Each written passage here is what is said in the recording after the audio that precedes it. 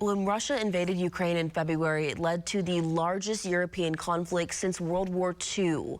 Now troops are just weeks away from entering the second year at war, a war that is deadlocked. Ian Lee reports from Ukraine. Russian forces thought shock and awe would take Ukraine in days. The Russian military has begun a brutal assault on the people of Ukraine. Without provocation, without justification, without necessity. Forces attacked from multiple directions. Helicopters dropped troops at Hostomel Airport to seize the capital, Kyiv, while armored columns blitzed across the border. Russian President Vladimir Putin justified his war using a boogeyman from history. We will strive to demilitarize and denazify Ukraine, Putin explained.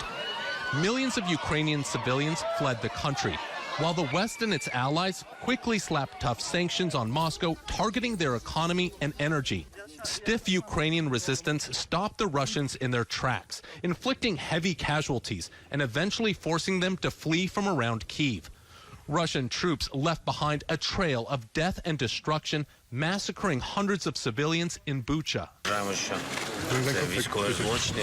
These are war crimes, and they will be recognized by the world as genocide, President Volodymyr Zelenskyy said while visiting the town. The city of Mariupol became a symbol of heroism, while fighting around Europe's largest nuclear power plant drew another historical comparison, the Chernobyl disaster. There has to be a recognition that this nuclear power plant cannot be a military target of any sort, in any way. NATO and its allies poured weapons, ammunition, and equipment into the country. With the powerful American HIMARS rocket system, Ukraine fought back, launching a sweeping counteroffensive around Kharkiv and Kherson. Ukrainian troops scored major symbolic victories, like striking the strategic bridge connecting Russia and Crimea and sinking a Russian warship. Russia doubled down, conscripting hundreds of thousands of its citizens to the front line and declaring the annexation of territory in eastern Ukraine, while Zelenskyy traveled to the United States to rally support to get the weapons to win the fight. The battle is not only for life, freedom and security of Ukrainians or any other nation which Russia attempts to conquer. This struggle will define in what world our children and grandchildren will live.